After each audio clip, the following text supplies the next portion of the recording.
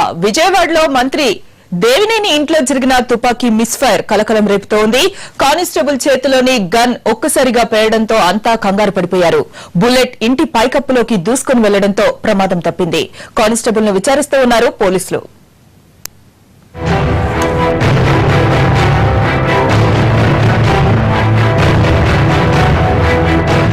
విజయవాడ గొల్లపూడిలోని మంత్రి దేవినేని ఇంట్లో ఒక్కసారిగా కలకలం రేగింది. ఏమైందో ఏవో కానీ ఒక్కసారిగా బుల్లెట్ సౌండ్ వినిపించింది. అంతే, అంతా కంగారు పడిపోయారు. ఇంట్లో ఉన్నవాళ్లు అటూ ఇటూ పరుగులు తీశారు. కాసేపు అయ్యాక విషయం అర్థమైంది.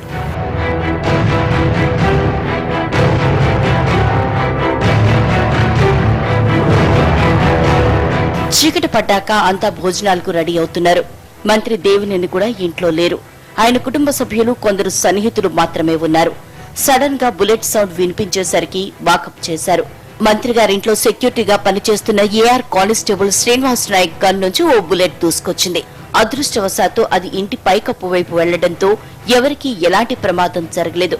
గన్ సేఫ్టీ లాక్ ఊడిపోవడంతోనే ప్రమాదం జరిగినట్లు పోలీసులు చెబుతున్నారు. అతను లోడ్ చేసుకున్న 303 వెపన్ ఒక టెక్నికల్ గా ఒక మిస్టేక్ చేశాడు. వెపన్ లోడ్ చేసుకున్నప్పుడు దానివల్ల అది పొరపాటున మిస్ఫైర్ అయింది. సో ప్రిలిమినరీ ఇన్వెస్టిగేషన్ ఏమిటంటే అది అతని మీద వేరే ఇన్ఫ్లుయెన్స్ ఏమి లేదు.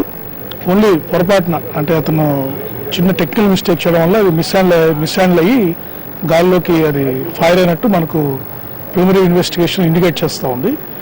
అయితే అది వెళ్ళి వరండాలో ఉన్న పైన స్లాబ్కు తగిలింది. సో ఎవరికి బిల్డింగ్లో కూడా ఎవరు లేరు ఆ టైంలో, అందువల్ల ఎవరికి ఎటువంటి ప్రమాదం జరగలేదు. సేఫ్టీ లాక్ అంత ఈజీగా ఊడిపోదు. ఇలాంటి ఘటన చాలా అరుదుగా జరుగుతుంది. అంత ఏమరపాట్లో కానిస్టేబుల్ ఎలా ఉన్నాడా అనే దానిపై పోలీసులు ఆరా తీస్తున్నారు. టైం బాగుండి బుల్లెట్ ఇంటి పైకప్పు వైపు దూసుకెళ్లింది, కానీ అదే జనంపైకి దూసుకొస్తే పరిస్థితి ఏంటి అనే అనుమానాలు వ్యక్తమవుతున్నాయి. ఏసీపీ అశోక్ కుమార్ వెంటనే ఘటనా స్థలానికి చేరుకుని కానిస్టేబుల్ ని విచారించారు. ఈ ఘటనలో మరే ఇతర కారణాలున్నాయోనన్న దిశగా పోలీసులు విచారణ జరుపుతున్నారు. న్యూస్ ఆన్లైన్ లో ఇప్పుడు ఒక షార్ట్ బ్రేక్.